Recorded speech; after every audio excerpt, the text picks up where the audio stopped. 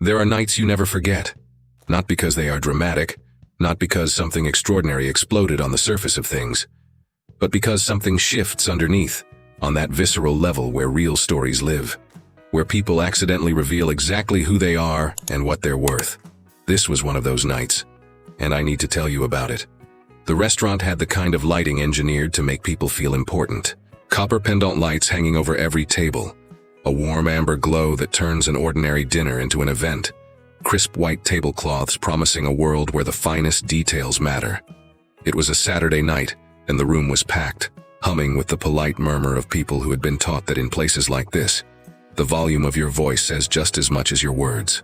At one of the tables on the right, an 8-year-old boy had been sitting alone for a few minutes, while his father took an urgent phone call outside. He had dark hair, and the wide, intensely observant eyes of someone who watches the world far closer than most, simply because he can't rely on sound to fill in the gaps his vision leaves behind. His small hands tapped across the glowing screen of a smartphone as he carefully typed out a message to his dad. A patched-together method of conversation the two of them had slowly built, using the agonizing patience that love invents when regular language is violently stripped away. From the next table over, 3 kids were watching him. They were somewhere between 9 and 11, dressed with the meticulous precision of children styled by parents who care a terrifying amount about appearances. They had been staring at the boy for a few minutes with a brand of attention that wasn't innocent curiosity. It was predation disguised as entertainment. One of them suddenly started mocking the boy's hand movements, exaggerating them into grotesque, spastic waves, wearing a smirk that had absolutely nothing childish about it. The other 2 snickered, and then one of them yelled. He yelled it with the unfiltered, vicious clarity of a kid who was never taught that words draw blood. "Look at the little mute, he's a retard." The restaurant didn't completely stop, but it faltered. There was a jagged split second where conversations hung in the air. Forks froze halfway between expensive plates and open mouths, and eyes darted toward the noise without bodies daring to admit they were looking. The kid's father was sitting right at the table, a man in a tailored navy blue suit, a heavy gold Rolex flashing on his wrist, the exact type of man whose bulletproof confidence comes from having vastly more money than everyone else and ensuring they all know it. He looked over at the scene, and he chuckled. Not a nervous laugh, not the uncomfortable chuckle of a man who doesn't know how to react. It was a light, approving laugh, like a man watching a comedy sketch on a screen. The deaf boy lowered his head, slowly, like someone physically crushed by an invisible weight that was entirely too heavy for his small shoulders. His eyes, those wide, hyper-observant eyes, instantly glossed over with tears, and he just stayed like that, his head bowed over the glowing phone screen, his shoulders flinching inward, an 8-year-old body desperately trying to take up even less space than it already did. That was the exact moment she walked over. The waitress was coming from the kitchen carrying a heavy tray, keeping a steady pace. Her black uniform was impeccable, a leather apron strapped tightly around her waist, her brown hair pulled back into a severe bun, with the brutal practicality of someone who works 12-hour shifts on her feet. She absorbed exactly what was happening in a fraction of a second, and she stopped dead in her tracks. She didn't stop with hesitation. She stopped with absolute, terrifying conviction. She set her tray down heavily on a nearby bus stand, took one deep breath, and turned her entire body to face the boy. And then her hands began to move. They weren't improvised gestures. They weren't clumsy attempts. It was ASL, American Sign Language, flowing with the rapid, flawless naturalness of someone who has spoken it for years, who dreams in it, who carries the language in her bones not as a party trick, but as a fundamental piece of her soul. She spoke to him with her hands, with her face, with that raw expressiveness that looks like a mystery to anyone who doesn't know the language, but feels like pure, unadulterated affection to anyone who does. And she smiled at him. The boy raised his head. He lifted it slowly, like someone who doesn't fully dare to believe what he's seeing, and needs an extra second to confirm it's real. He saw her hands, he saw her smile, and something happened to his face that was entirely impossible to fake and impossible to ignore. It was like watching a floodlight kick on inside a kid who had been locked in a pitch-black room for far too long. He smiled back, with heavy tears violently tracking down his cheeks, with the most complete radiant smile that upscale dining room had witnessed in years. The 3 bullies had gone dead silent. The man with the gold Rolex actually choked on his coffee, and all around them, almost imperceptibly, the other wealthy patrons had stopped eating. Not staring with the kind of gaze that hurts, but with the stunned reverence of people recognizing a moment of absolute blinding truth unfolding right in front of them. That was just the beginning. But to truly understand the sheer gravity of what happened that night, we need to rewind the tape a little and get to know the woman behind that uniform. Her name was Harper, 34 years old, and she'd been waiting tables at that exact restaurant for 5 years. She clocked in before anyone else, locked up after everyone left, knew the seasonal menu rotations by heart, and could name the local farm sourcing every cut of meat in the kitchen. She was the kind of employee general managers would kill for, and customers barely noticed. Not because she was invisible, but because she had mastered the brutal art of high-end service, making sure the best service is the kind you never have to ask for. The plates arrived steaming, the water glass never hit empty, the rhythm of the table was treated like a religion, and no one ever had to beg for something they were missing. She lived in a cramped studio apartment 3 blocks off the main strip, small, but organized with a borderline obsessive care that revealed her character. There wasn't a single useless object in the room, but everything that was there had a specific designated place and a reason for existing. Stacks of worn paperbacks next to a mattress on the floor, a single window facing the loud avenue that she always cracked open at night, just to let the violent hum of the city lull her to sleep. There was a photograph taped to the living room wall. An old picture, the edges yellowing and curled, capturing 2 people at a public park. A woman in her early 50s wearing a massive, unapologetic grin, and sitting right beside her, a 10-year-old girl laughing so hard her eyes were squeezed completely shut. The older woman was Aunt Celine, and the little girl was Harper. Aunt Celine had lost her hearing at 32, the brutal aftermath of a viral infection the doctors failed to catch in time. There wasn't an ounce of bitter resentment inside her, or if there was, she had alchemized it into something entirely different. She had learned ASL with a ferocious speed that stunned her instructors. When Harper was dumped at her door after her parents decided they couldn't handle the burden of raising a child anymore, the very first thing her aunt did was sit the terrified little girl down at the kitchen table and say, using her hands, "I'm going to teach you to speak in a way most people don't know. It's an entire language, and it's beautiful." Harper learned. She absorbed it with the terrifying sponge-like capacity of a child whose brain is still mapping the world, where imitation is the only method and desperate love is the only motivation. She learned the basics first. Water, food, good morning, I love you. Then she moved to the complex layers. Raw emotions, sprawling stories, inside jokes that only hit their punchlines in sign. Over time, sign language stopped being just a survival tool to talk to her aunt, and mutated into the absolute core of who Harper was. Aunt Celine had died 10 years ago. A massive cardiac event that hit without warning, with the silent brutality that failing hearts sometimes have. Harper still felt her absence like a physical entity standing in the room, that twisted paradox of grief, where the ghost of a person occupies vastly more space in your life than they ever did while they were breathing. The dream had taken root while her aunt was still alive. Harper wanted to be a certified ASL interpreter, not just a girl who knew the signs, a credentialed, degreed professional, working in federal courts, massive conferences, hospital emergency rooms, acting as the absolute voice and hands for people the rest of the world conveniently pretends are invisible. She stalked the certification programs online, memorized the crippling tuition costs, and knew the exact enrollment deadlines by heart. And every single year, when the application window opened, she would pull up her brutal budget spreadsheet, stare at the glaring red numbers, and slam the laptop shut. Not right now, she would tell herself. Not yet. And the grind continued. The brutal double shifts, the heavy trays, the snobby customers who barked orders without ever making eye contact, and the Saturdays that carried a slightly different weight than any other day of the week, simply because a certain father and son always walked through the door. Marcus was 42, and carried the specific bone-deep exhaustion that infects a man when he's carrying an amount of grief a human spine was never designed to hold.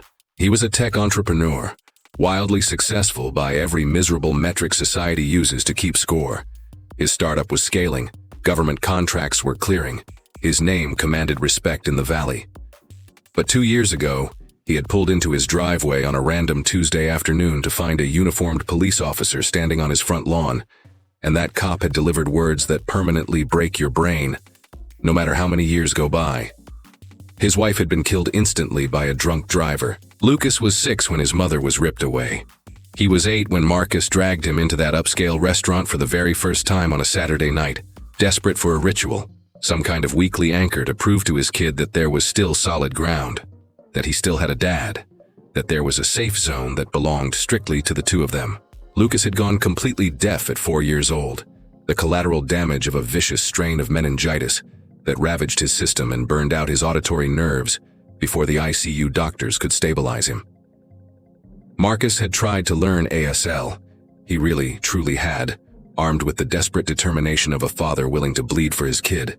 But the grueling 80-hour work weeks offered zero mercy, and what he ultimately retained was a pathetic, chopped-up vocabulary, enough to say, "I love you," but entirely insufficient to ask, "How did that make you feel?"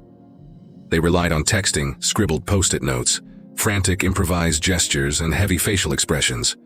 They had built a private, broken dialect that technically functioned, but Marcus knew, with a guilt that ate him alive, that it left his son isolated in ways he was completely powerless to fix. Lucas was an incredibly sweet kid, the kind of boy who watches the chaos of the world with infinite patience because he literally has no other choice, who learns to dissect human behavior through microscopic twitches in facial muscles because tone of voice isn't there to give away the lie, who struggles to make friends not because he's broken, but because the loud, chaotic world hasn't bothered to learn how to let him in.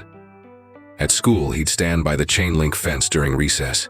He'd watch the other kids run, scream, and form aggressive social cliques with that ruthless speed children possess, and he'd just watch them with a brand of loneliness that wasn't a crushing depression, but a constant, gnawing void, an empty chair at a table where a friend was supposed to be sitting. But every single Saturday there was the restaurant, and there was his dad, sitting across from him with a glowing phone lying between the bread plates, making that beautiful, tragically flawed attempt to just be there in whatever broken way he could manage. The Sterling family also showed up every Saturday. Robert was 45 and possessed the kind of toxic presence that consumes vastly more oxygen than his physical body actually required. The booming voice, the sweeping, arrogant hand gestures, the unshakable certainty of a man who never had to prove a damn thing because his trust fund always ensured proof was entirely unnecessary. He owned a sprawling chain of luxury boutiques and treated the restaurant staff with the smug familiarity of a VIP who tips heavily and knows it, which in his twisted mind equated to absolute legal authority over the building. Cynthia, his wife, matched him perfectly in the way toxic people often lock together, not through shared morals but through the identical black hole they both desperately needed to feed. She was pathologically obsessed with optics, with what the country club whispered, with being seen at the absolute best table wearing the absolute right designer label alongside the absolute right power players. Her smile was a permanent fixture that entirely failed to reach her dead calculating eyes. Their 3 kids, Gage, Brody, and Lexi, 11, 10, and 9, were the wildly predictable byproduct of 2 narcissists who never uttered the word no. Not out of an overwhelming abundance of love, but out of a lazy indifference dressed up as progressive parenting. It was vastly easier to let them run feral than to actually parent them. It was easier to laugh at their cruelty than to discipline it. That specific Saturday night, Harper was weaving through the dining room serving the Sterlings when she watched Gage grab a thick linen napkin, ball it up tightly in both fists, and launch it directly at Lucas's head with the calculated, vicious precision of a kid who knows there are 0 consequences. The heavy napkin smacked hard into the boy's shoulder. Lucas flinched and looked over. He found all 3 Sterling kids grinning at him with that razor-sharp cruelty specific to children who haven't yet learned that the pain they inflict on others eventually boomerangs, or worse, who have already learned that, for people in their tax bracket, it rarely ever does. Marcus saw it happen. He locked eyes with Robert across the aisle, his face tightening with the terrifying restraint of a man desperately suppressing a violent urge, not out of cowardice, but because his traumatized son was sitting right there and needed his father not to catch an assault charge over a dinner roll. Robert just shrugged. "Kids will be kids," he projected, his voice intentionally loud enough to ensure there was 0 doubt he wanted the entire section to hear his verdict. "Your boy really needs to learn how to take a joke and fit in." The sheer brutality of those words lay perfectly in their casual delivery. They weren't screamed in a rage, they were delivered as absolute gospel, as accepted common sense, implying the full weight of Lucas's painful isolation was entirely Lucas's fault, and the fault of a weak father who wasn't beating him into shape. Marcus didn't utter a single syllable. He reached across the table and grabbed his son's hand. He flagged Harper down for the check, his eyes completely blank on the outside, but hiding a devastating, crushing defeat on the inside. Harper retreated to the kitchen. She had a massive ticket order to punch into the POS system, a heavy tray of entrees dying on the heat lamp, and 10 other fires to put out on the floor. But as she approached the stainless steel prep counter, she spotted something lying on the floor. Tiny, folded with the messy, uneven creases that only a kid's hands make. It had slipped out of Lucas's pocket when he bolted up from the chair. She bent down, picked it up.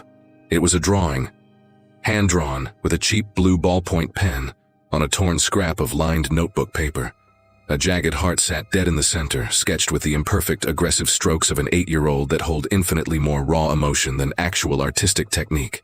And directly beneath the heart, scribbled in letters that were still fighting to stay on the line, "Daddy, I love you. I'm sorry I'm deaf."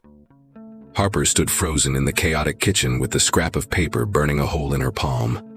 It wasn't the first time she had witnessed the ugly, rotting underbelly of human nature in the service industry. In 5 grueling years at that restaurant, she had absorbed it all. The aggressive arrogance, the snapped fingers, the petty casual sadism that wealthy people inflict on invisible workers simply because they know they won't fight back. She had mastered the art of letting it slide off her back like Teflon, separating the horrors of the shift from her actual soul, clocking out through the alley door, and leaving the restaurant's poison inside the restaurant. But that little note didn't slide off. It dug its claws in. An 8-year-old boy begging for forgiveness for a biological tragedy that wasn't anyone's fault. A kid carrying the crushing, toxic belief that his very existence was a heavy burden on the only parent he had left. A child writing, "I'm sorry," as if a brutal illness was a moral failure he needed to atone for. Harper folded the note with surgical care and slipped it deep into her leather apron pocket. She stood there by the heat lamps for a long moment, her hand pressed flat against the pocket, feeling the massive, devastating weight of that tiny scrap of paper. And she made a decision. It wasn't the decision to intervene tonight. That trigger was already pulled. And what unfolded in the dining room minutes later was a scene no one in that building would ever forget. No, this was a larger, much slower decision. The kind of tectonic shift that doesn't announce itself with a bang, but when you finally notice it, the entire landscape has permanently changed. She was going to enroll in the ASL interpreter program. She was going to claw that tuition money out of the dirt if she had to.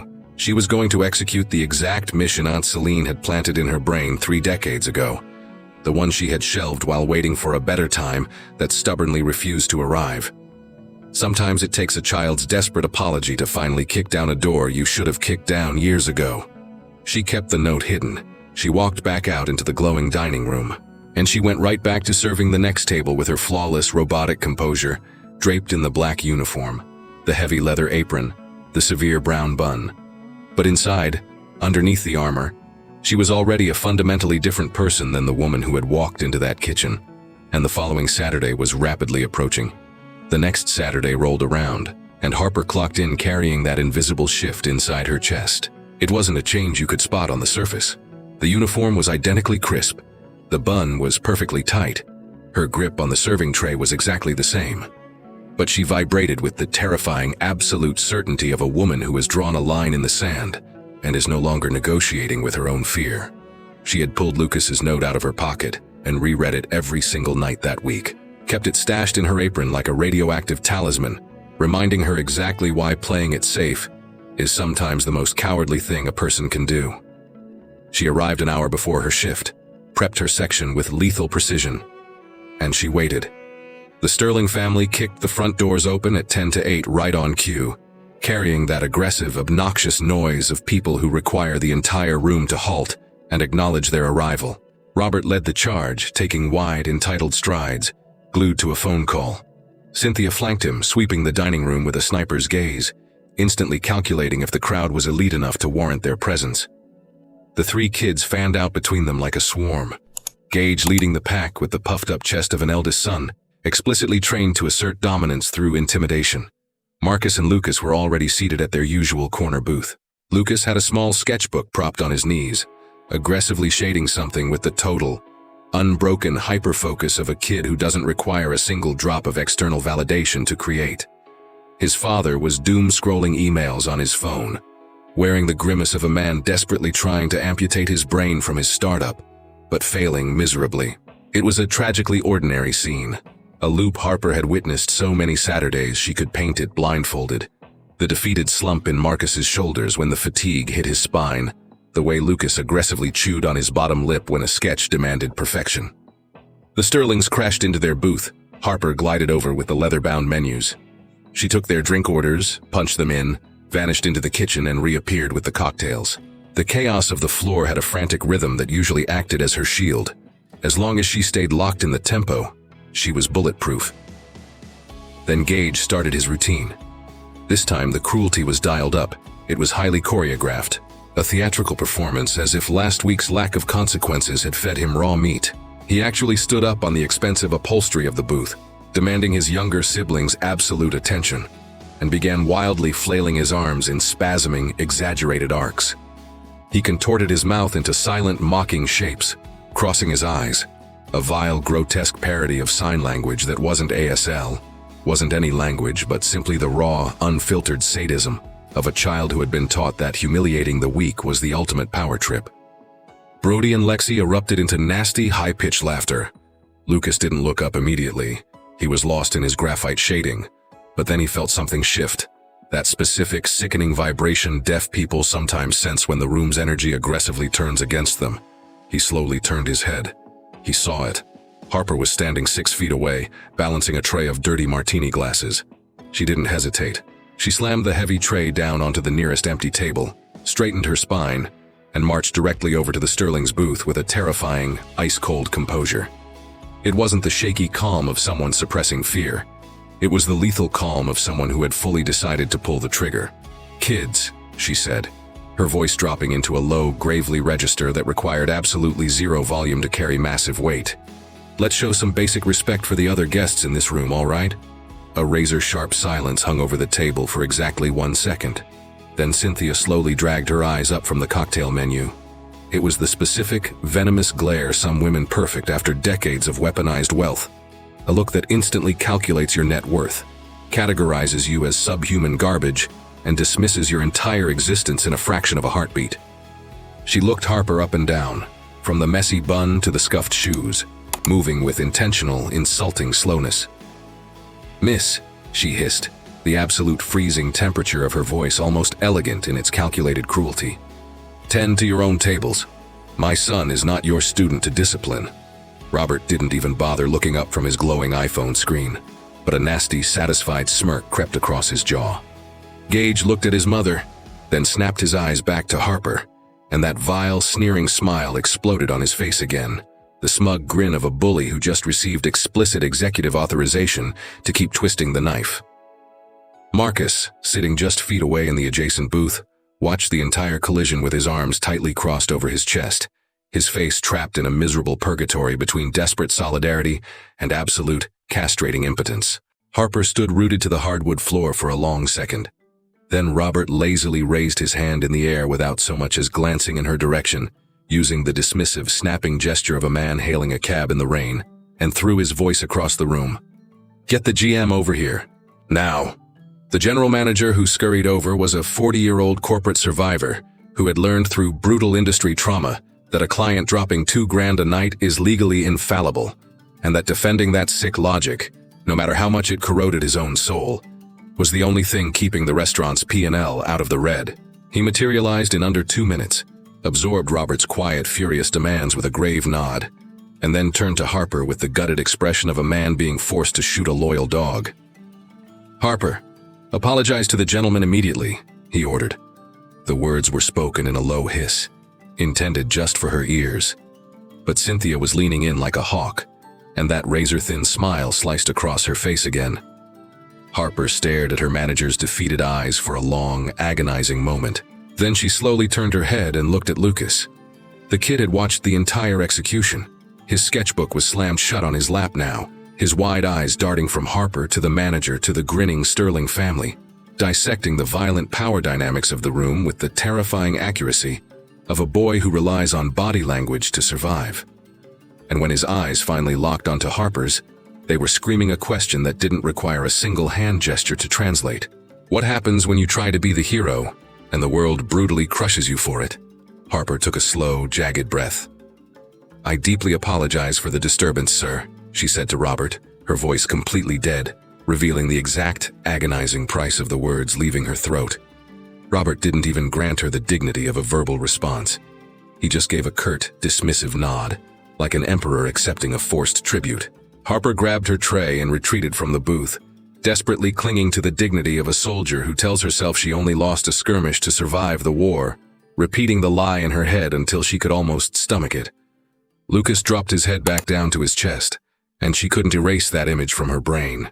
The following week, Harper furiously researched the accredited ASL certification program at 3 a.m. after her brutal shifts.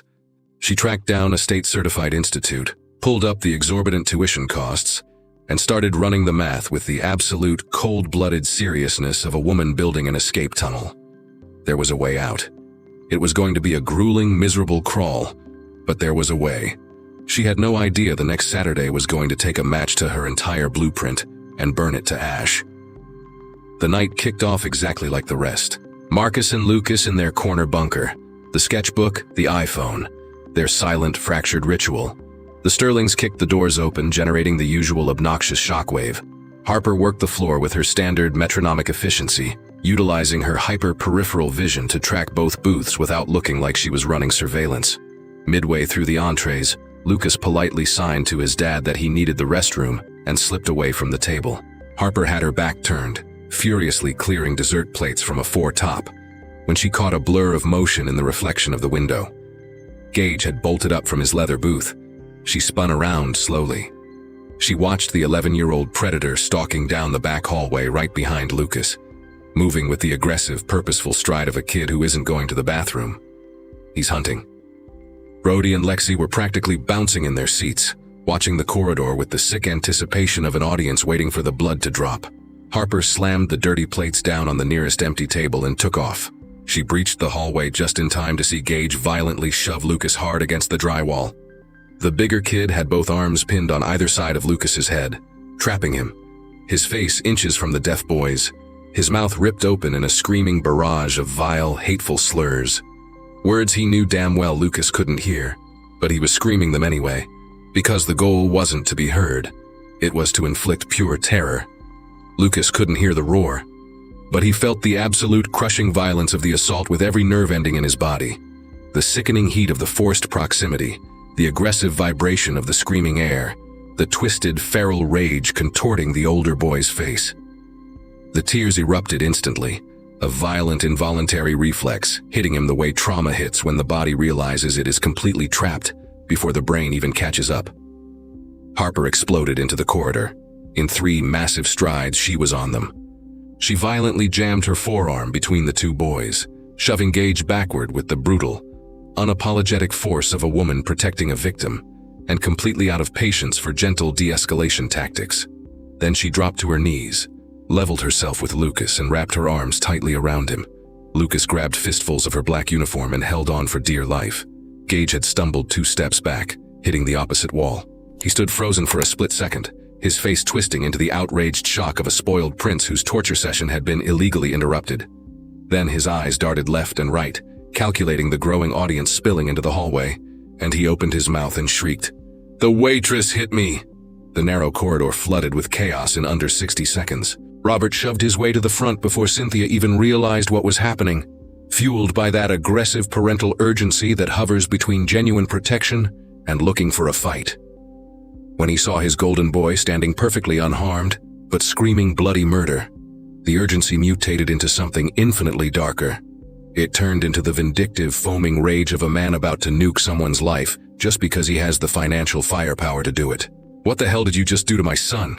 he bellowed, his voice echoing off the tile for maximum theatrical impact. Harper was standing tall now. Lucas was plastered to her hip, his small, trembling hand buried inside hers. "I forcefully removed your son from Lucas," she stated. Her voice was pure steel. "He had the boy pinned against the wall and was actively assaulting him." "That is a pathetic, fabricated lie," Robert spat, and beneath the screaming rage was a cold, calculated venom that was infinitely more terrifying than the yelling. He whipped his head around to the GM who had sprinted over, lured by the screaming. I want this psycho fired and escorted off the property this exact second." The manager looked at Harper. He looked at the screaming billionaire. He scanned the entire disaster zone with the dead eyes of an accountant running a brutal calculation he hates, but already knows the final sum of. Harper watched his face and saw the exact, miserable second her execution papers were signed. "Harper," he mumbled, refusing to make eye contact. "I'm going to have to ask you to—" "I heard him loud and clear." She cut him off before he could even finish the sentence. She turned her back on the mob and walked straight to the employee locker room. She reached under her metal locker and dragged out a collapsed cardboard box. The universal, pathetic safety net service workers keep stashed for the sudden, catastrophic firings they all know are constantly hovering over their heads. She popped it open and aggressively shoved her life inside. Her winter coat, her spare rolling silverware, the beat-up leather notepad she kept strictly out of habit. And finally, she untaped the faded photo of Aunt Celine from the inside of the locker door. She chose to walk out the main front doors because slipping out the back alley meant dragging her box through the dining room anyway. And walking out the front meant walking through the dining room too. So to hell with it. It was a final, desperate refusal to scurry out like a rat, the absolute last shred of dignity she had left to burn. She marched through the hushed, staring restaurant with the cardboard box tight against her chest. Marcus was standing right next to his table, clutching Lucas by the shoulder.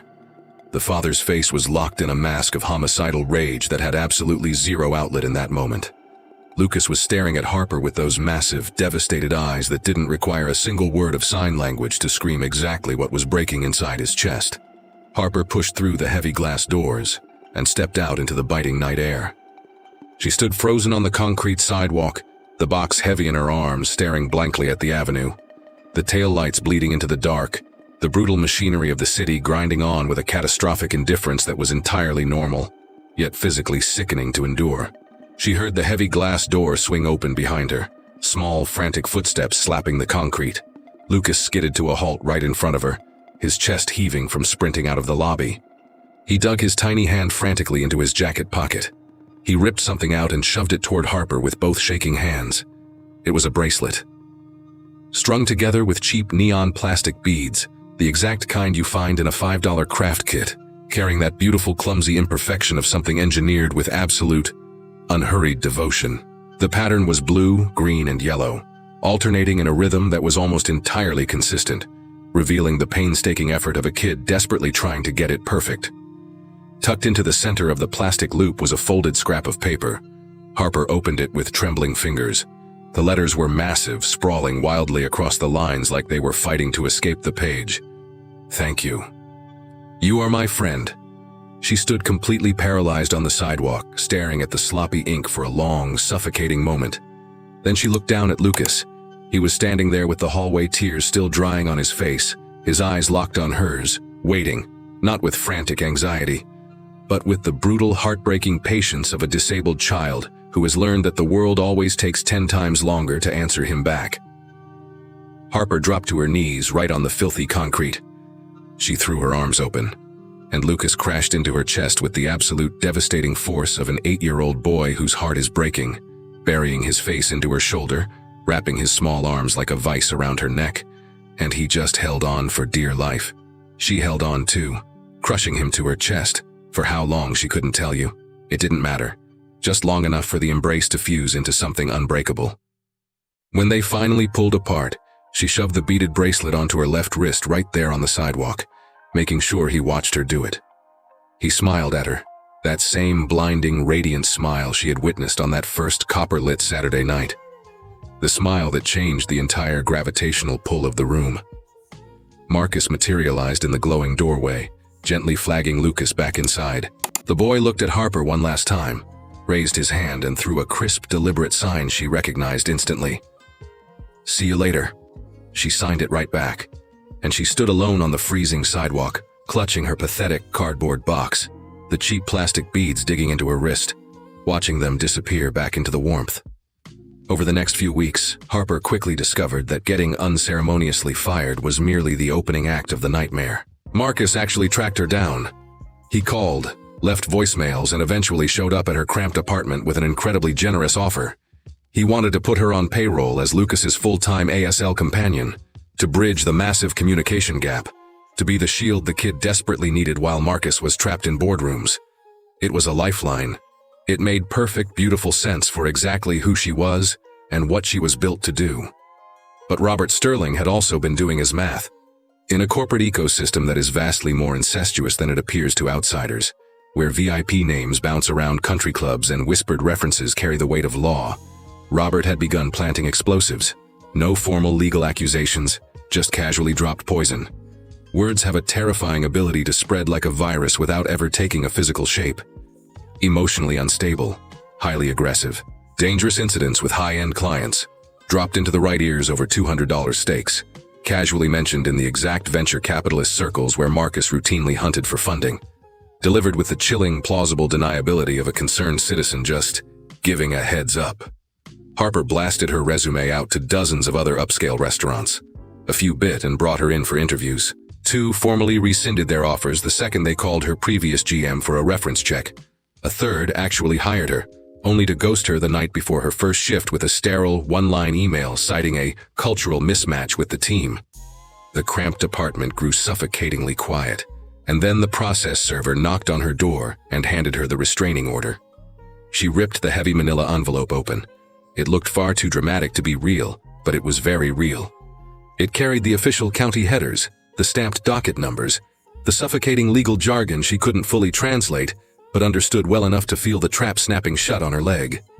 Robert had unleashed a shark of an attorney to spin a completely fabricated, weaponized narrative. The injunction legally classified Harper as a volatile threat to minors, demanding she remain 500 feet away from his family, his properties, and specifically, any minors involved in the alleged incident. She knew exactly what incident the paperwork was twisting. And she knew the objective facts of that hallway collision were light years away from the garbage printed on that page. But court-stamped paper carries a lethal weight, even when the ink is made of pure lies. She frantically dialed Marcus. It went straight to voicemail. She found out days later he was trapped on an emergency red-eye flight for a critical merger, his phone buried in his briefcase. She fired off a desperate text, and she waited. The little delivered receipt mocked her for hours that bled into agonizing days. And while she waited, Lucas was locked in his own silent hell. She knew this because Jackie, the sweet older woman in the apartment next door, had a niece who worked in the cafeteria at Lucas's elementary school. The niece had casually mentioned, completely unaware of the radioactive connection, that the deaf kid in the 2nd grade had completely shut down that week, that he spent the entire recess frozen by the chain-link fence, that the principal had emailed his father warning him of a severe, sudden psychological regression. Harper sat paralyzed on the edge of her mattress, clutching the brutal legal injunction in her right hand, her thumb tracing the cheap plastic beads of the bracelet on her left wrist. Gage launching napkins like missiles while his billionaire father chuckles. Cynthia rolling her dead eyes while a disabled child is publicly humiliated. An 8-year-old boy scribbling, "I'm sorry I'm deaf," on a dirty scrap of paper.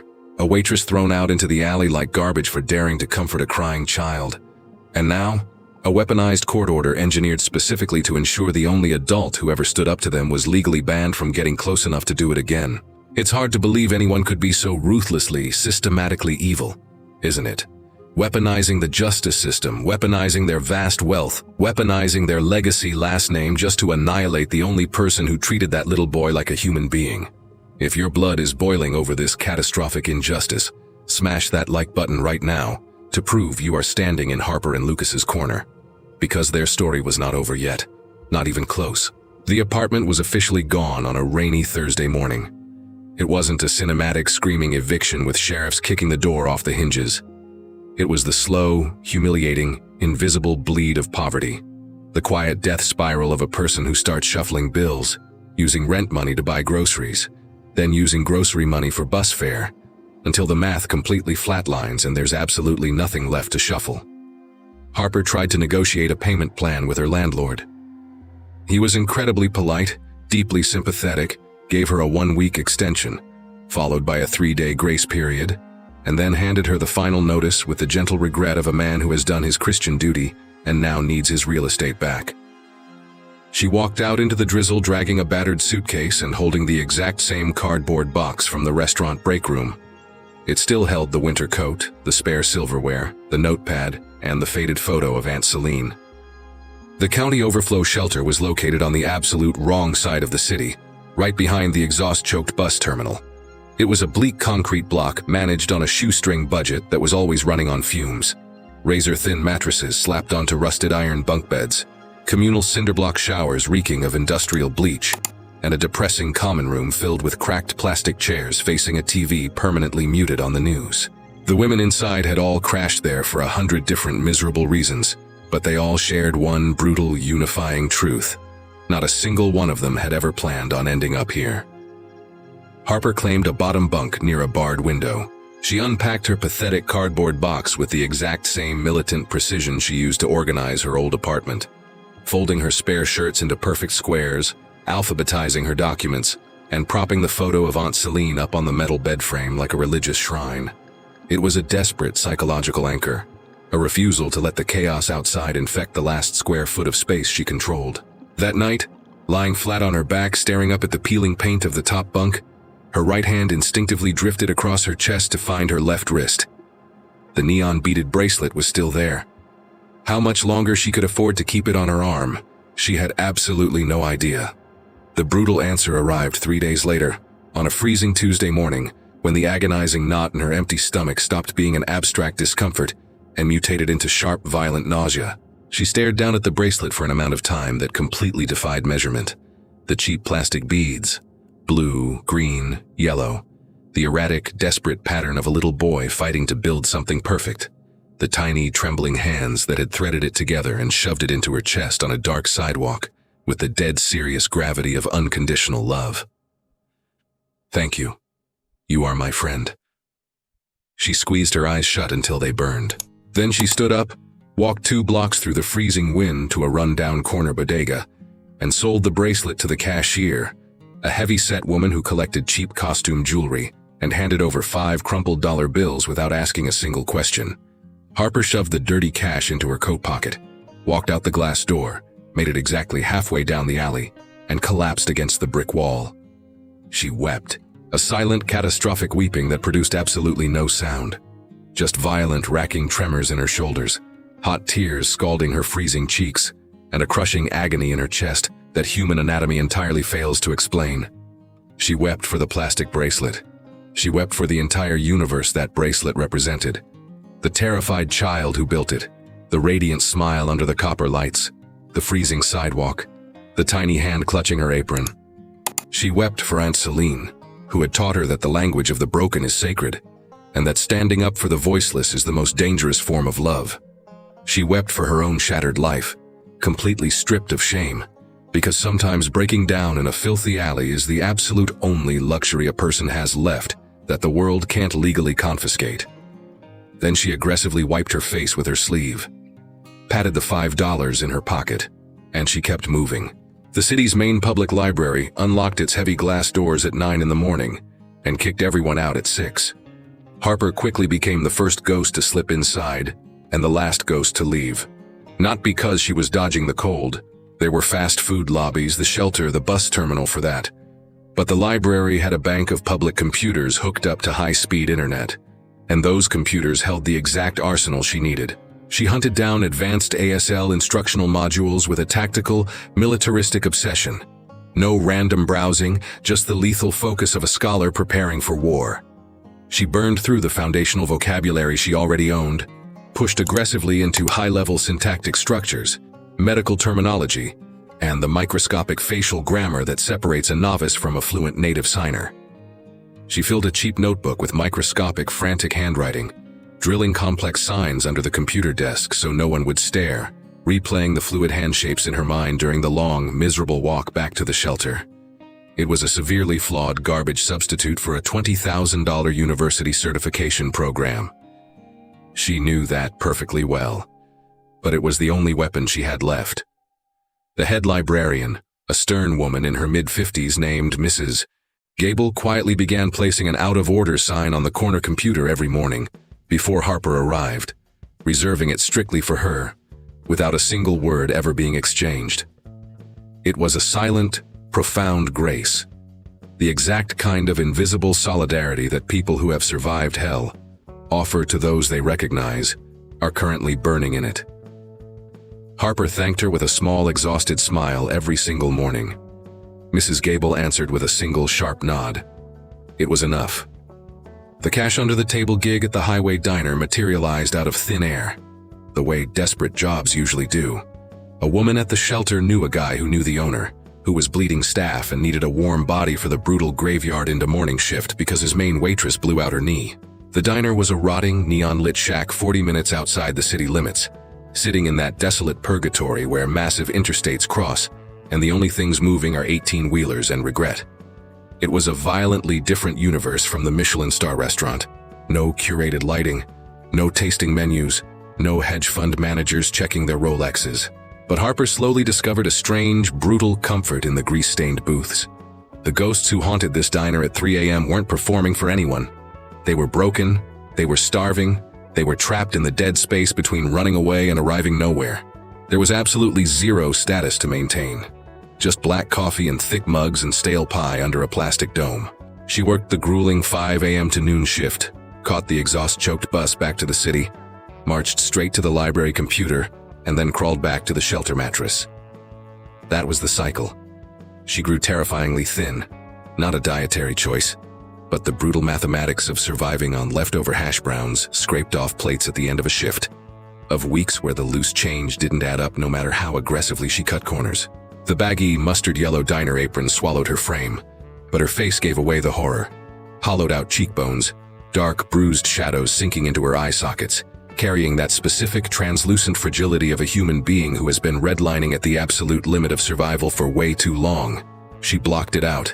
She had learned the hard way that self-pity is an exorbitant luxury you cannot afford when your psychological bandwidth is completely maxed out. She only thought about Lucas. Lucas had completely stopped eating. Marcus noticed the terrifying decline first on their quiet Saturdays.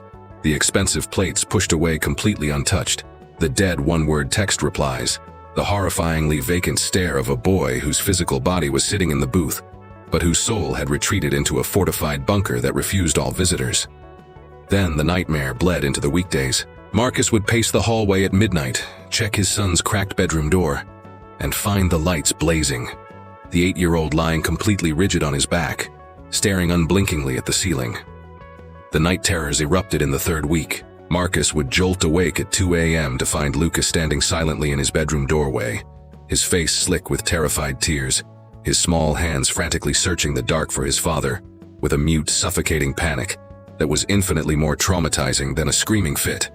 Because when pure terror has absolutely no voice, the silence is deafening. Marcus would launch out of bed, scoop his son off the floor, and sit rocking him in the dark for hours, until the exhaustion finally dragged the boy back to sleep. And as he sat there in the pitch black, feeling his son's erratic heartbeat against his chest, Marcus thought the dark, violent thoughts of a father who realizes his child's mind is fracturing, and he has absolutely no idea how to stop the bleeding. The pediatric specialist's name was Dr. Foster. She was a heavy hitter in childhood trauma, specializing in deaf psychology. When Marcus finally dragged Lucas into her office, she spent 50 minutes alone with the boy, then called Marcus into the hallway and shut the heavy oak door. Severe childhood clinical depression, she stated, delivering the blow with the gentle ruthlessness of a surgeon who knows sugarcoating a tumor helps no one, and glaring indicators of acute abandonment trauma. He has internalized a catastrophic event, not physical abuse, but the profound psychological violence of being publicly humiliated, exposed, and then immediately watching the only adult who physically protected him be violently ripped out of his life.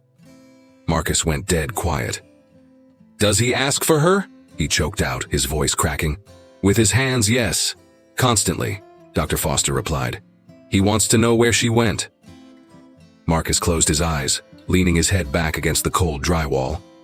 That was the exact week the rumors finally reached him. He uncovered the sabotage the way wealthy men usually uncover ugly truths, through the back door. A casual, offhand comment dropped over a scotch at a venture capital dinner. A VP unknowingly mentioning Harper's name in a toxic context that made zero logical sense, unless someone was actively running a highly funded smear campaign. Marcus yanked on the thread. He aggressively interrogated his network, and the horrific picture rapidly snapped into focus with the nauseating clarity of a nightmare you always suspected was real. Robert Sterling had systematically, methodically nuked Harper's entire existence within the city's service industry. With whispered lies, aggressive insinuations, leveraging the massive, crushing weight of his corporate footprint in the exact circles where a waitress's reputation is her only currency. Marcus couldn't legally prove a damn thing yet, but he knew. And the dormant, homicidal rage he had choked down for months, for the sake of his son, for the sake of corporate optics, for the sake of avoiding a billionaire's legal wrath, finally locked onto a target. The storm rolled in on a miserable Tuesday afternoon. It was one of those vicious winter downpours that starts as a mist and aggressively mutates into a deluge, turning the highway asphalt into a treacherous black mirror under the headlights. Marcus and Lucas were driving back from a brutal session with Dr. Foster. They were 8 miles outside the city limits when the Audi's engine block violently shuddered, emitting a catastrophic grinding noise, the kind of mechanical scream you don't ignore unless you have a death wish. Marcus aggressively wrestled the car onto the muddy shoulder. The nearest mechanic was miles away and shuttered for the night. The emergency dispatcher quoted a 45-minute wait for a tow truck in the storm. The only neon sign bleeding through the torrential rain belonged to a rotting, aluminum-sided highway diner, 100 yards up the road. They sprinted through the mud under a tiny umbrella that was entirely useless, bursting through the heavy glass doors. The rusty bell overhead smashed against the glass with that cheap, aggressive clatter, specific to places that gave up on ambiance 3 decades ago. The joint was dead. 2 truckers hunched over plates in the corner booths, a mechanic drinking black sludge at the counter, and standing behind the register, a painfully thin waitress in a baggy yellow apron, her brown hair tied back, her back turned as she furiously scrubbed the coffee machine. Lucas saw her first. The deeply traumatized child who had spent a month staring blankly through walls, who sat paralyzed in restaurant booths and isolated at recess fences, who woke up screaming in the pitch black. That child violently ripped his hand out of his father's grip and sprinted. Harper heard the rapid, squeaking sneakers slapping the cheap linoleum. She started to turn around, the wet rag still in her hand. And then an 8-year-old boy slammed into her waist, wrapping his arms around her spine and crushing her with absolutely every ounce of strength in his body. She froze, completely paralyzed in the center of the diner. Then the rag slipped out of her hand. She dropped to her knees, wrapped her arms around the soaking wet kid, and buried him in her chest right there on the filthy floor, while the rain hammered the aluminum roof and the rusty bell kept swinging. She wept. Not the choked, silent gasps from the shelter mattress. Not the suppressed tears from the brick alleyway. She sobbed, a violent, ugly, desperate sobbing, her face buried deep into Lucas's wet, dark hair, her arms locking around a tiny body that felt horrifyingly lighter than it had a month ago. And in that moment, she didn't think. She didn't run the math. She just felt the agonizing, crushing reality that some wounds require time before they truly start bleeding. And her time was up. Lucas tilted his head back, his face soaked with rain and tears. His tiny hands flew up. "I looked for you." Harper's hands came up, trembling so violently she could barely form the shapes. "I was right here, too." Marcus stood entirely paralyzed by the glass door. He stared at Harper, at the frayed, oversized apron swallowing her body, at the hollowed-out cheekbones that defied the basic math of a few weeks' absence, at the beautiful, fierce woman who had shielded his son in a hallway, lost her entire livelihood for it, and was now scrubbing coffee pots in a rotting diner at 8 o'clock at night, while the world rained on her. And he felt something detonate inside his chest that was vastly deeper than guilt and infinitely more permanent than rage. When Harper and Lucas finally broke the embrace, Marcus slowly walked over. She saw him approach and her body instantly betrayed her, executing the pathetic automatic reflex of a broken service worker. She scrambled to her feet, aggressively wiped her face, plastered on a horrifyingly fake customer service smile, and opened her mouth to ask for his order. "No," Marcus commanded, his voice so unbelievably gentle it physically snapped her facade in half. "Stop. Not that." They stood in the humming neon light of the diner for a long minute in total silence. Lucas stood between them, his eyes darting back and forth, acting as a silent interpreter of a grief too massive for English. "You do not deserve this," Marcus whispered. The words were raw, uncalculated, bleeding out of a place he didn't even know he had. "None of it. And I am going to fix this. I swear to God I am going to fix this." Harper stared at him, She didn't say a word, but there was a microscopic shift in her hollowed-out face. It wasn't hope, because hope was a lethal drug she had forcefully detoxed from. But it was the cautious, terrifying crack of a door opening for a man who actually looked like he had the firepower to keep a promise. The tow truck headlights washed through the diner windows 42 minutes later. They spent the entire wait sitting at the cracked laminate counter. Lucas glued himself to Harper's side, watching her breathe with the hypervigilance of a kid terrified. His lifeline is going to vanish again. Marcus drank 2 cups of battery acid coffee in total, brooding silence. The terrifying silence of a wealthy, powerful man, executing a tactical strike in his head before he even picks up the phone. As they walked out to the truck, Lucas turned back to Harper and threw a sign with the dead serious formality kids use when they are demanding an adult swear a blood oath. "See you later. For real this time." Harper raised her trembling hand and signed back. "For real this time." Marcus dialed the private investigator at 6:01 a.m. the next morning. He was a ghost, a highly classified ex-Fed recommended by a cutthroat corporate fixer. He was ruthlessly discreet, hyper-methodical, and possessed a terrifying resume that was validated entirely by the fact that he only asked 2 questions before hanging up and going to work. Marcus gave him Robert Sterling's name. It took 3 weeks. The radioactive waste that the PI dragged to the surface wasn't exactly what Marcus expected to find. Not that he doubted Robert was a snake, but the sheer, staggering magnitude of the venom was breathtaking.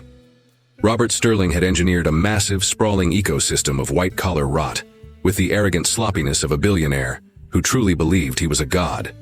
Massive corporate tax evasion laundered through multiple shell boutiques, documented with glaringly fraudulent invoices.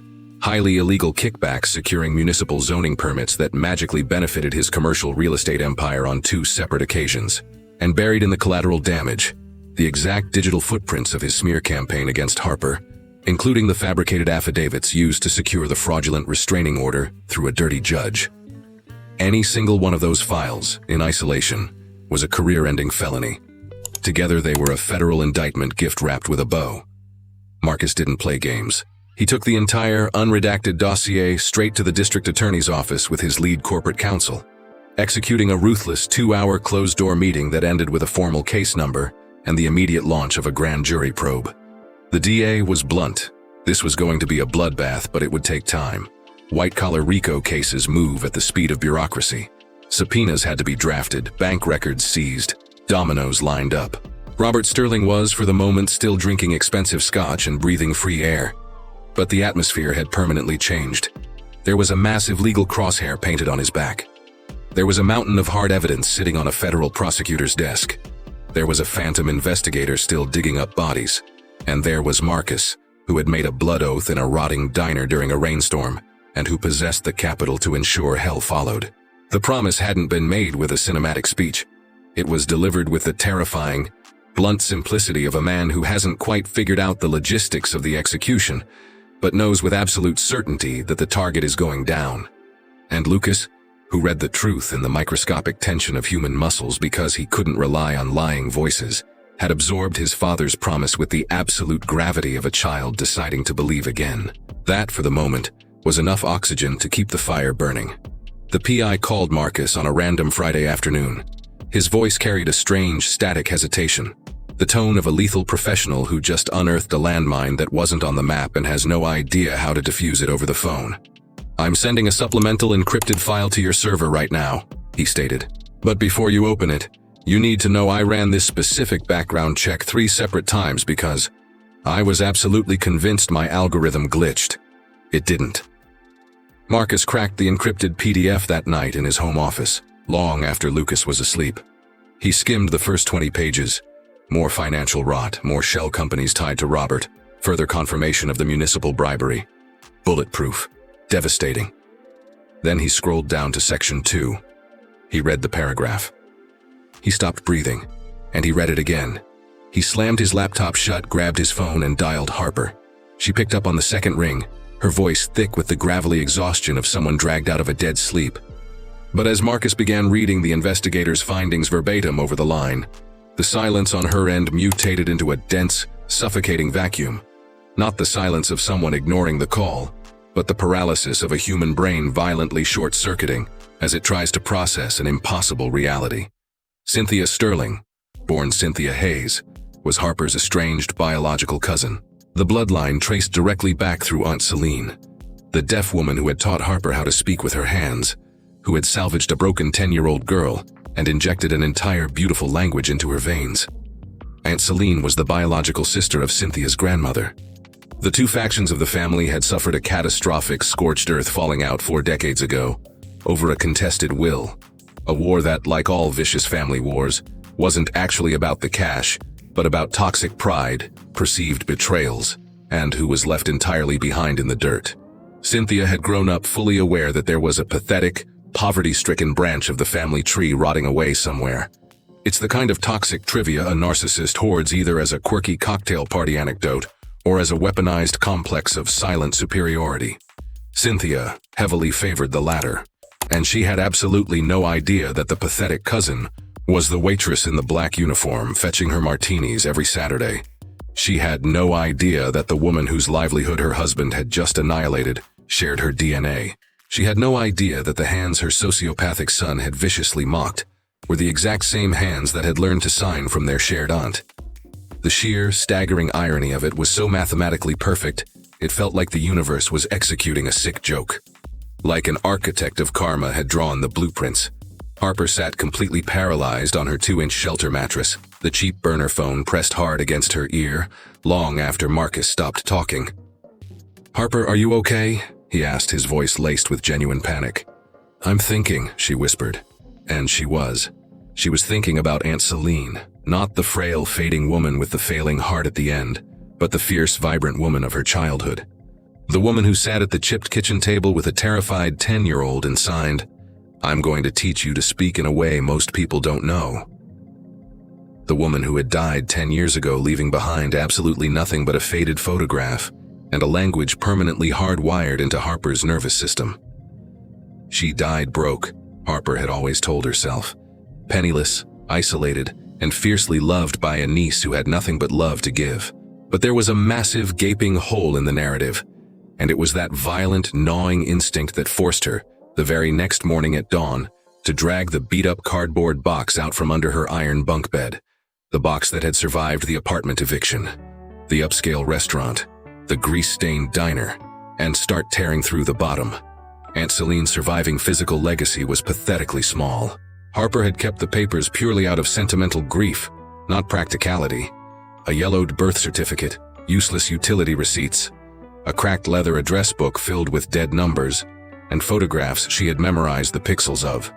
But shoved at the very bottom was a sealed manila envelope Harper had deliberately avoided opening for a decade, simply because the emotional radiation of looking at the items cleared from her aunt's deathbed was always too much to stomach.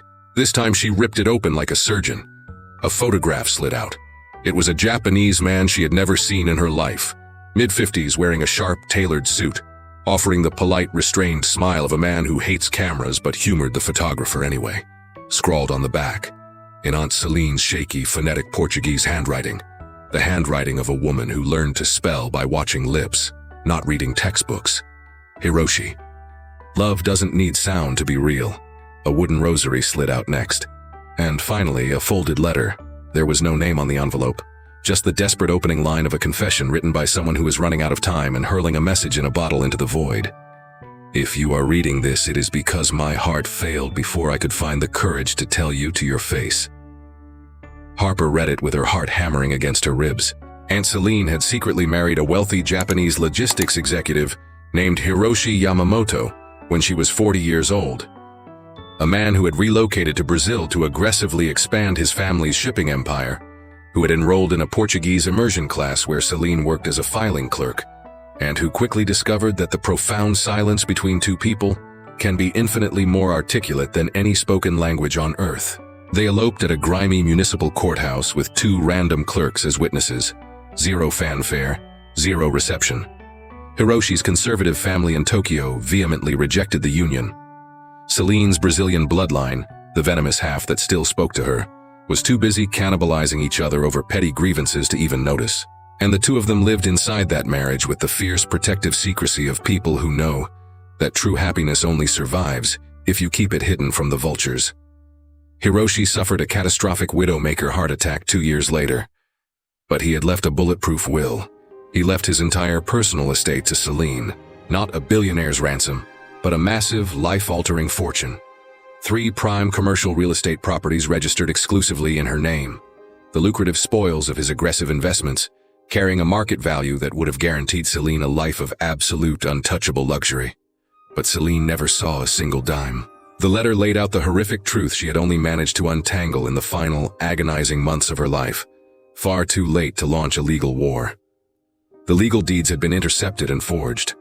The transfer titles had been hijacked by hands that had absolutely no legal right to touch them, and the forensic thread she had exhausted her failing heart trying to pull had led her directly to a name she recognized with sickening clarity, a name from the exact branch of the family that had waged the Scorched Earth War decades ago.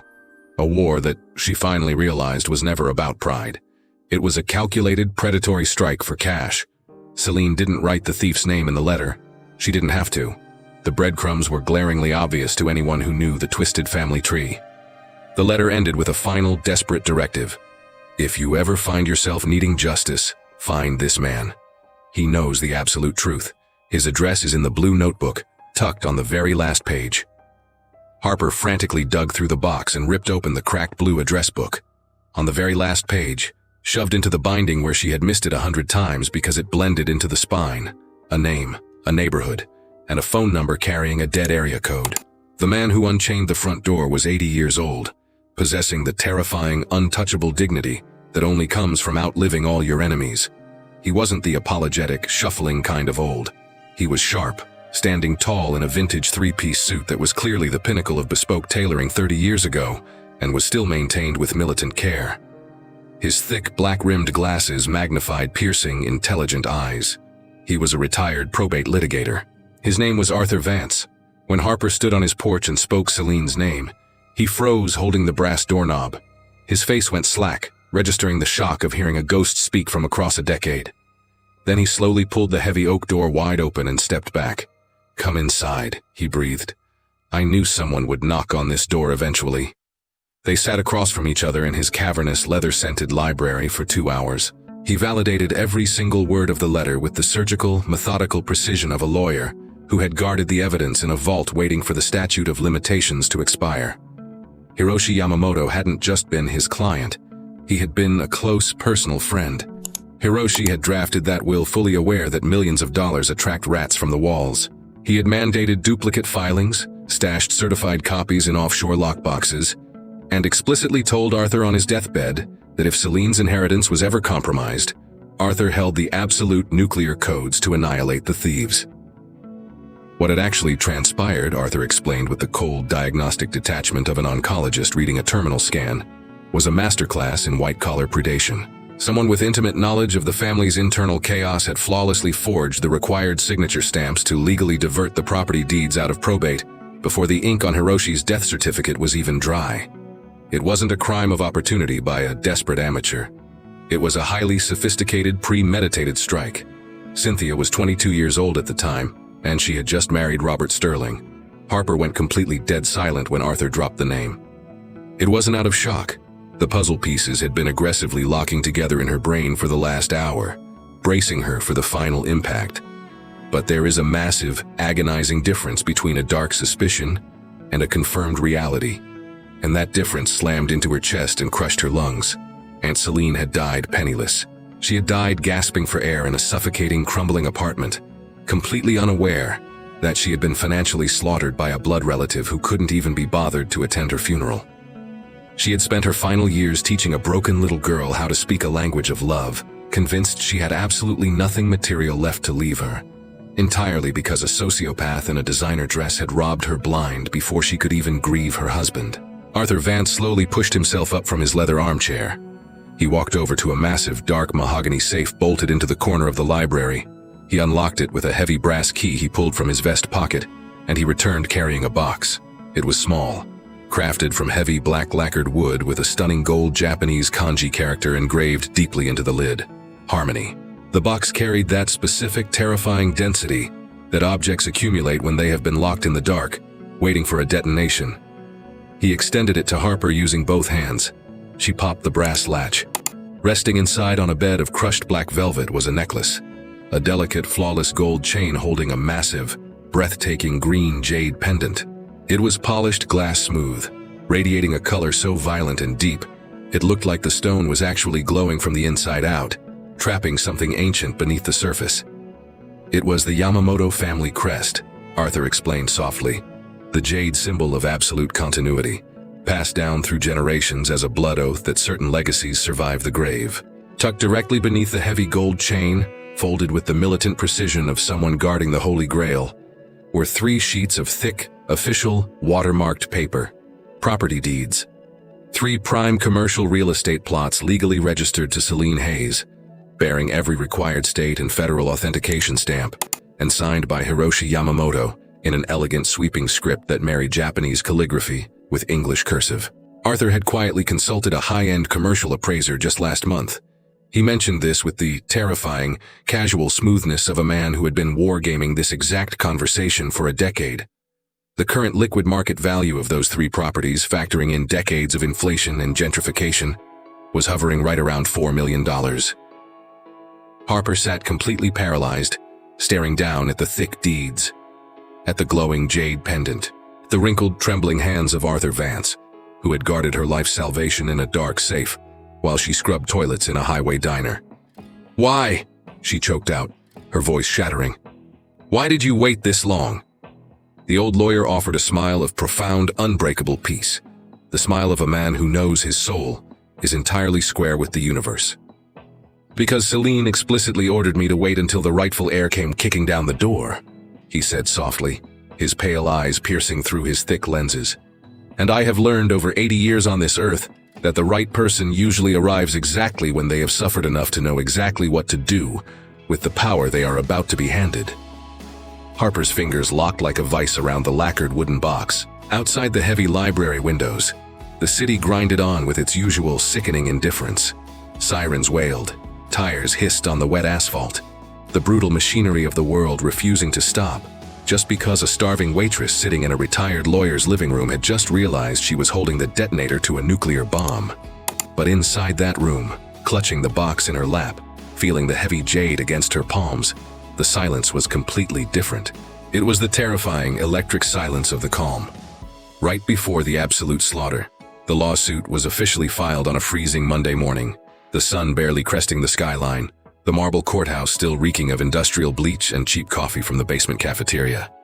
Harper marched through the metal detectors flanked by Henry Davies, the apex predator litigator Marcus had unleashed on her behalf. He was a man who possessed the terrifying ability to listen to a tragedy and instantly extract the exact legal arteries required to bleed the opponent dry. They approached the clerk's window and slammed down a thick, leather-bound binder that had been aggressively assembled over 2 weeks of sleepless nights. It was flawless. The original, watermarked deeds. Hiroshi Yamamoto's authenticated will. The explosive forensic handwriting analyses Arthur Vance had quietly commissioned a decade ago. And Aunt Celine's unnotarized heartbreaking letter, which held zero technical legal weight, but carried the exact kind of devastating emotional radiation that makes a judge stare at the wall in silence for 5 minutes before signing a warrant. The civil and criminal complaints were catastrophic: grand theft, fraudulent forgery, and criminal misappropriation of assets. Cynthia Sterling's name was printed in bold black ink on page 1. When the process server hammered on the door of the Sterling estate, Robert answered, that exact same arrogant billionaire who had chuckled into his coffee while his son terrorized a deaf child, who had demanded a waitress be tossed into the gutter for daring to show empathy, who had methodically assassinated an innocent woman's character with the casual boredom of a man ordering a cocktail. That man stood in his marble foyer holding the manila envelope, and for the very first time in his insulated life, felt the sickening, icy terror of being trapped on the wrong side of a gun he couldn't buy his way out of. He instantly deployed his usual playbook. He screamed at his crisis PR team. He unleashed his corporate attack dogs. He furiously tried to spin a garbage narrative to the press, claiming it was a vicious extortion plot, a deranged, disgruntled ex-employee manipulating a grieving tech CEO to launch a baseless shakedown against a pillar of the community. But this time, Marcus was in the room. And Marcus had learned, through the agonizing months of watching his son wither away, and watching a beautiful, honest woman be crucified by a billionaire's ego, that playing by the polite rules of high society is simply complicity with evil. Marcus had deep aggressive ties to the media, not as a favor-trading socialite, but as a ruthless tech titan who controlled massive ad spends and knew exactly which investigative journalists loved hunting big game. He weaponized those contacts with the cold, dead-eyed efficiency of a man holding a royal flush. The explosive exposé dropped first on a notoriously aggressive, independent investigative journalism portal. Then the major syndicates picked it up. Then it went violently, unstoppably viral, moving with that terrifying velocity stories achieve when they validate the exact class warfare rage the public already feels but can't articulate. The headline was simple, totally devoid of spin, and it pinged on millions of iPhones while the country drank its morning coffee. Wealthy socialites indicted for stealing millions from waitress who defended deaf child. The internet comment sections mutated into an absolute bloodbath. It was a torrential, unhinged tsunami of public execution, a lethal cocktail of class rage, fierce solidarity, and the terrifying mob justice the internet perfects when it locks onto a villain.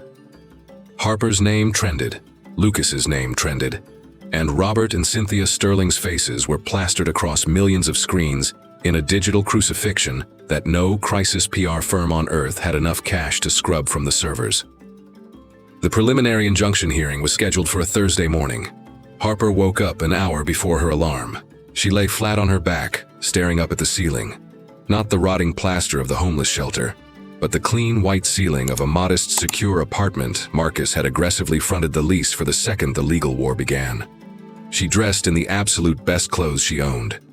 It wasn't Prada, a sharply pressed pair of black slacks, a crisp white blouse, and the exact same scuffed orthopedic work shoes she had worn at the restaurant, because they were the only things that didn't make her spine scream after a 12-hour shift. It was a simple outfit, but it was worn with the terrifying, untouchable dignity that radiates from the inside out, the kind of armor that completely vaporizes designer labels. She slipped 2 items into her front pocket, the heavy green jade pendant wrapped in a brown craft envelope, and a photograph. She walked through the courthouse double doors 20 minutes early. Henry Davies was already stationed at the plaintiff's table, organizing his legal pads with that terrifying resting heart rate calm she loved so much about him. Not the calm of a man who underestimates the war, but the calm of a sniper checking his windage. Cynthia Sterling marched into the gallery 10 minutes later. She strutted down the center aisle, flanked by a phalanx of panic-stricken, $1,000 an hour defense attorneys. She was poured into a flawless, tailored Chanel suit, her spine rigid, weaponizing her posture the way she had been trained since birth to project absolute supremacy. Her face was locked into an icy, Botoxed mask of total boredom, but her eyes betrayed the rot underneath, the frantic, darting panic of a predator suddenly trapped in a cage, realizing with sickening clarity that for the first time in her life, Daddy's trust fund wasn't going to buy the jury. She spotted Harper sitting quietly at the plaintiff's table. She faltered, just a microscopic millimeter break in her stride, invisible to the cameras, but Harper caught it. Then Cynthia snapped her chin back up, locking her eyes straight ahead, clinging to the pathetic delusion that refusing to acknowledge her executioner would somehow stop the axe from falling. The bailiff called the room to order. The judge was a grizzled 50-something veteran of the bench with the dead, exhausted eyes of a man who had read 10,000 fraudulent affidavits and possessed a lethal radar for wealthy people lying under oath. He aggressively shuffled the massive stack of dockets, peered over his reading glasses, and ordered them to begin. The attorneys fired their opening salvos. The explosive forensic documents were entered into the record. The state's handwriting expert decimated the forged signatures with the clinical, agonizing precision of an autopsy. Harper sat perfectly still, her hands folded neatly on the oak table, absorbing the proceedings with the profound, ocean-deep calm that had cost her so much blood to achieve, because the nightmare was finally unraveling exactly the way it was supposed to. Then the judge leaned over the mahogany bench and locked his eyes on Cynthia. "Mrs. Sterling," he rumbled, his voice echoing off the wood paneling, devoid of both accusation and mercy. "Prior to this litigation, were you personally acquainted with the plaintiff, Ms. Harper Hayes?" Cynthia didn't even blink. She had rehearsed the perjury in the mirror. "I have never seen that woman in my life, Your Honor," she lied, her voice ringing out with an icy, sociopathic confidence. The heavy silence that followed lasted exactly 1 second. Harper slowly raised her hand, offering a polite, deferential nod to the bench. The judge narrowed his eyes and nodded back. She stood up. She walked around the defense table with slow, measured steps, approaching the center evidentiary podium. She pulled the photograph from her pocket and placed it flat on the wood using both hands, handling it with the exact terrifying delicacy of a bomb squad technician placing a live grenade. It was an old, curled photograph, the colors badly washed out by 30 years of sunlight. Two 5-year-old girls sitting at a plastic table in front of a birthday cake. One of them had dark hair tied back with a cheap ribbon, massive eyes, and a radiant smile that was identical to the woman standing in the courtroom right now. The other girl wore a velvet bow in her hair, clutching a handmade rag doll to her chest, with the fierce possessiveness of a spoiled child securing a prize. Standing directly behind them, her hands resting gently on both of their tiny shoulders, was an older woman smiling at the camera with the absolute unbothered joy of someone who is standing exactly where she belongs. It was Aunt Amelia. The entire courtroom flatlined. You could hear the HVAC unit humming in the ceiling. Harper turned her head and stared directly at Cynthia, stared into the soul of the woman who had married into billions, who had violently robbed a deaf relative, who had watched a disabled child be tortured and rolled her eyes. And when she finally spoke, her voice was a lethal, crystal-clear whisper that carried to the very back of the gallery. "Cousin," Harper said softly. "Did you really forget that Aunt Amelia introduced us at her 50th birthday party? Because I remember it perfectly. You were gifted a handmade rag doll. A devastating surgical pause. I was gifted an ASL picture book." The silence that imploded in that courtroom was the exact, mythical silence veteran litigators talk about at bars. The absolute defining moment when a case is instantly, irreversibly won. Not on paper, not through legal loopholes, but through the devastating psychological collapse of the defendant in real time. A reality so undeniable that no highly paid defense team on earth can object their way out of it. Cynthia's face completely collapsed. The Chanel suit and the perfect posture remained frozen on the surface, but underneath she was violently, publicly vaporized. She wore the horrifying, trapped expression of a woman who just realized she was standing on the tracks, and the train was already touching her spine. She did not utter a single syllable for the rest of the day. The final ruling came down like a hammer 3 weeks later. Cynthia Sterling was legally ordered to instantly surrender the deeds of the 3 commercial properties back to Celine's rightful blood heir, Harper Hayes. She was hit with a catastrophic multi-million-dollar punitive damage judgment, a sum the judge calculated with the cold fury of a magistrate who knows that cutting a check cannot buy back decades of a stolen life. But making the thief bleed cash is the closest the justice system can get. Furthermore, the feds immediately froze all of Cynthia's personal assets, pending the sprawling, ongoing criminal fraud investigation. Robert had aggressively severed ties the second the internet mob assembled. He didn't do it out of a sudden, miraculous moral awakening. He did it out of pure, cowardly, corporate survival instinct.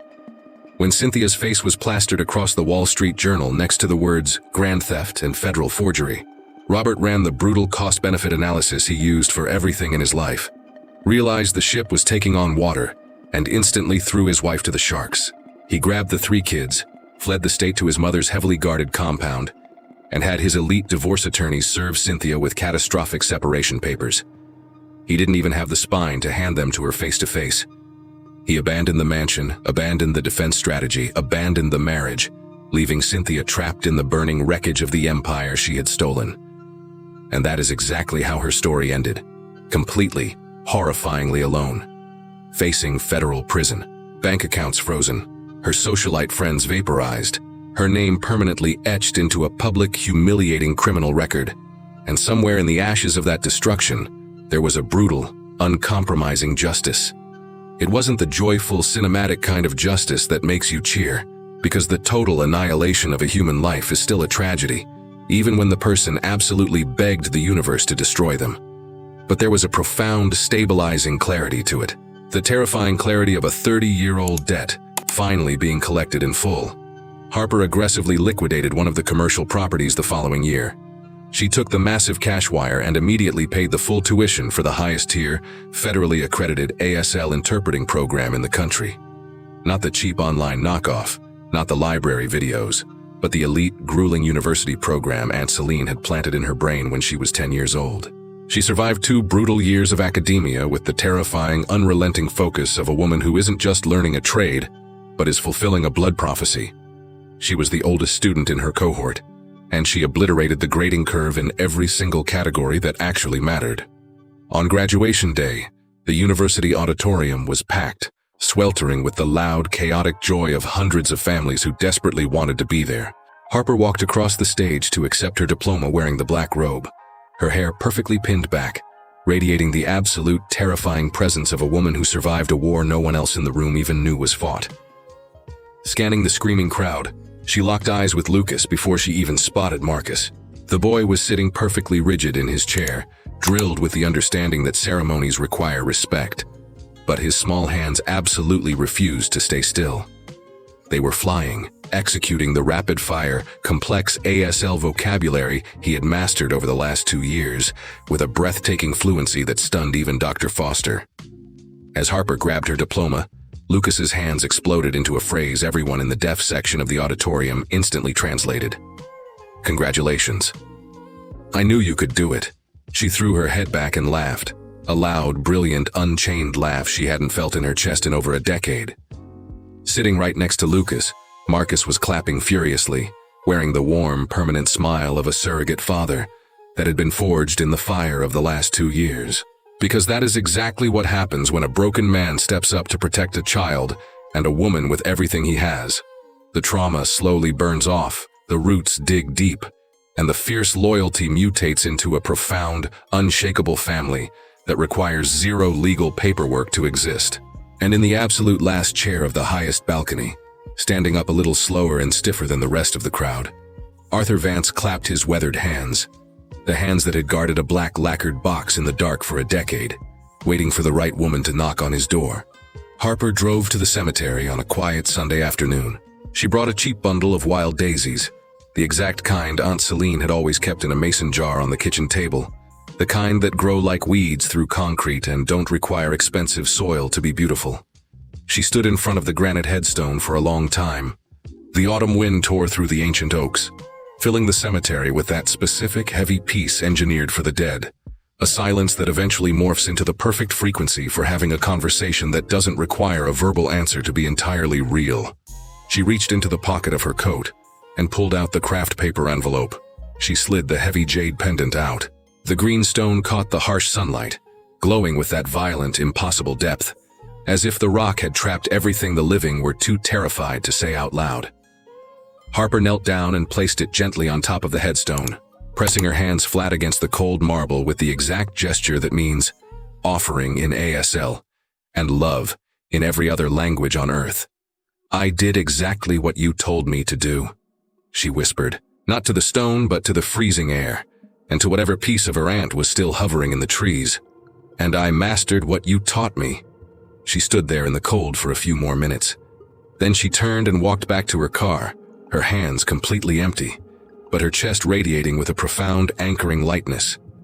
Not the sensation of losing a burden, but the absolute peace of finally putting the weight down exactly where it belonged. The academy was Marcus's idea. It didn't start with a flashy PowerPoint pitch or a corporate board meeting. It was birthed on a random Tuesday afternoon, while Marcus and Harper were sitting at his kitchen island, arguing over interpreter logistics, and Lucas was sitting on the living room rug doing his math homework with his headphones on, his feet kicking in the air, radiating the light, effortless joy of a kid who finally knows exactly where he belongs. Marcus watched his son from across the room, took a slow sip of coffee and muttered almost entirely to himself, "There have to be more safe zones like this, for kids exactly like him." Harper slowly put her coffee mug down and stared at Lucas. "Then let's build one," she said. It took 2 grueling years to open the doors, 2 years of bleeding through bureaucratic red tape, aggressive zoning wars, bleeding-edge curriculum design, and the 1,000 agonizing steps required to turn a kitchen table idea into a physical brick-and-mortar institution. Harper was installed as the executive director from day one, not because of nepotism, but because she was the only human being on the board who understood exactly what the school's DNA needed to be. She architected the curriculum, ruthlessly vetted the teaching staff, and designed the exact psychological protocols for how terrified children were greeted on their first day. The academy was militantly bilingual, English and ASL. The core, unbreakable commandment of the school was that both languages carried the exact same prestige, and that no child would ever, under any circumstances, be forced to apologize for the way their brain or body communicated with the world. Lucas was the very first student enrolled, and as the semesters rolled by, he organically, without any forced prompting, became the Academy's unofficial emotional compass. The broken, traumatized boy who had arrived plagued by night terrors and crushing isolation had mutated, through relentless patience, absolute safety, and being handed the correct language, into a radiant, fiercely protective kid who laughed easily and dragged the terrified new students over to the playground, teaching them their first signs with the aggressive generosity of someone who knows that survival tools only gain power when you hand them to someone else. On a completely unremarkable Tuesday afternoon a few years later, Harper was standing behind the front reception desk, aggressively sorting through vendor invoices, when the heavy glass security doors buzzed open. A family walked in. The father led the way. A man in his late 50s, visibly and unhealthily thinner than he used to be.